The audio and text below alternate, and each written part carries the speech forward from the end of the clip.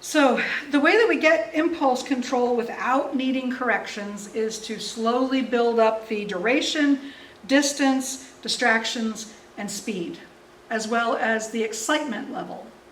So this allows the dog to develop that switch and learn how to work it so that they have the ability to maintain self-control, even when the handler picks up the leash and says, hey, you want to go for a walk? Or, they're at the start line of an agility course, or they're waiting to get scent for the bird that just dropped, or they can do a recall when they're chasing a squirrel. I've seen it happen. And this is where some trainers feel they need corrections. And corrections do suppress impulse control, or they do suppress impulses and impose control, except when you can't use them. So if you're doing competition, you can't be correcting your dog in the ring. And dogs very quickly learn when you can and cannot correct them.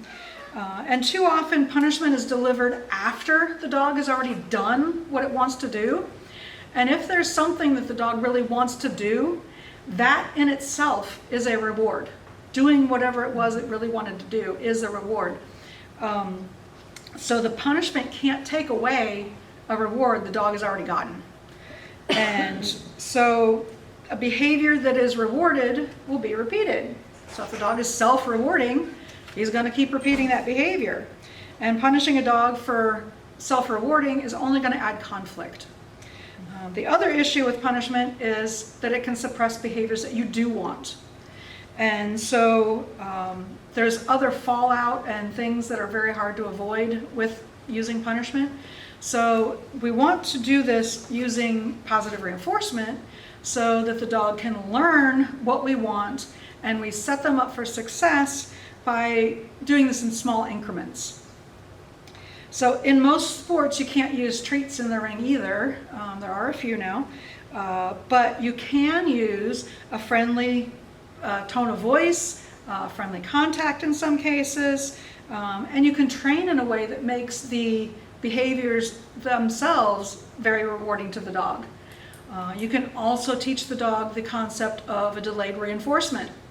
And so these are all ways that you can use reinforcements in the ring to reward the behaviors the dog is doing in a legal way. So 2 more things that I want to cover briefly, and then we'll get into all the exercises. The first is the concept of indirect access. And this means that the dog has to find a different route to get what he wants. It's pretty much the basis of training, because direct access is the dog sees food, they dive on food. Indirect access is they see food, they look at the handler to get food. Direct access would be pulling on leash to get forward motion. Indirect access is the dog choosing to keep the leash loose in order to move forward. So there's a lot of things that use indirect access in what we're training the dogs. So the second thing is the Premack principle. And it's very similar to indirect access, but it's using what the dog wants the absolute most as their reward. It's using what the dog, it's Premack principle. What is that? P-R-E-M-A-C-K. P-R-E-M-A-C-K. Okay. Premack. Premack excess, is that what you said? Principle. Yeah, Premack principle. Okay, say it again. And so it is using what the dog wants the most as their reward. So sometimes there's nothing that you can offer the dog that they want more than what they're seeing. So I've heard people say you have to be more interesting than the environment, right? Have you heard that? Mm-hmm. What if the environment has squirrels or birds or suited decoys? You're gonna lose. So there's a lot of things that can happen that you can't compete with. And so using the Premack principle, you use those things as the reward. And I have 2 quick stories that illustrate this and how to use the Premack principle. The first is a story about my friend Joanne and her seizure alert dog Willie. And this is not a photo of Willie. It was one that I found online. But Joanne's dog was absolutely amazing. And he literally saved her life on more than one occasion. That was well documented. He was on Dogs with Jobs TV show and several interviews and everything. He was very well known. She went to visit a friend in the woods, and the friend had this nice big picture window overlooking her yard full of trees that had squirrels. Lots of squirrels. And Willie noticed those out the window and was absolutely mesmerized. Joanne didn't think anything much of it. You know, she enjoyed watching him watch the squirrels until her medication alarm went off. And he didn't even flick an ear. And this is a behavior that he did daily and multiple times a day. And he normally did it very well and was never too distracted to do it. And so she was very concerned, because if he didn't alert her to her alarm and she happened to be in the middle of a brain fog or a seizure or something, she might not take her medication. And so his job was to alert her and keep alerting her until she acknowledged it and rewarded the behavior. And so she didn't know what to do.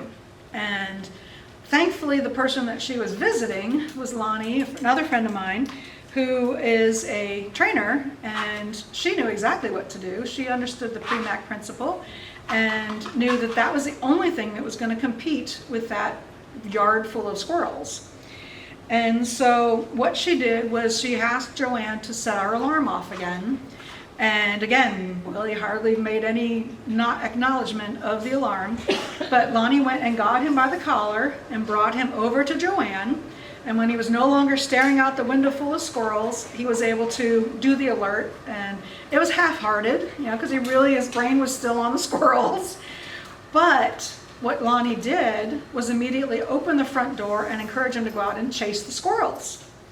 And so he ran out and chased all the squirrels up into the trees and came back in with a huge grin on his face and thought that was the most awesome thing ever. And so they let a little bit of time go by, and told him to set up the alarm again. And this time he did look at her. He acknowledged the alarm. He didn't come over without being called. She called him over. He did another alert. And again, Lonnie opened the front door and let him chase the squirrels throughout the yard, and comes back in with a big grin on his face. Well, the third time that this happened, they set up the alarm. He about knocked her off the couch to do the alert. And again, he got to go and chase the squirrels. So after that point, he never again had another issue with being distracted by anything. It was really amazing how that affected his brain to be able to work through those intense distractions like that. So it doesn't only work with highly trained service dogs, though. The second quick story is from Sue Ailsby, and it's called A Story About Song, a Giant Schnauzer and the Sheep. And if you Google Song and the Sheep, you'll find it. It's been around about 24 years, so it's possible you've heard this. But Sue says, "Let me tell you the story of Song and the Sheep. Song is a giant schnauzer, and giant schnauzers are generally relatively calm and reasonable creatures, but they do have strong passions about some things. One of Song's passions is sheep. She would start screaming in the car when we were about a quarter of a mile from the pasture, and she would keep it up until she was in the pasture running around with the sheep, where she would not listen to me worth a darn because she was too busy running around with the sheep to bother with me." So, lizard brain, right? "The herding people told me to let her go, let her run around the sheep, use a bag, shake it in her face to keep her from dive bombing the sheep, and eventually she'll, calm down and listen to you. Well, my response to that was to not do herding anymore, because a giant schnauzer having a heart attack on the ground can still be screaming about sheep." So she whined about this on a list one day, and she got several responses that resulted in a palm to the forehead, duh. And what she did was she took a book and a chair and a sturdy leash and her dog's song to the pasture. She got her out of the car, screaming her head off, put down her chair, sat down on the leash, and read the book, holding the leash of a screaming, jumping giant schnauzer for over an hour. I did nothing but read my book and sit on the leash. When she finally shut up and looked back at me like, "Did you die? Why are we not in with the sheep?" She said I clicked and I started to stand up, but of course the dog went back to screaming at the sheep, so she immediately sat back down. About 20 minutes later, the dog shut up again and looked at her, and she was able to stand up and almost take a step before the dog started screaming again, and she sat back down. So there are chairs in that room, if you guys want to grab some. Oh, sorry, there you go. Thank you. So that day it took her 3 hours to get about the 20 feet that it took to get into the pasture, but she had a responsive, quiet, and pleasant dog to work sheep.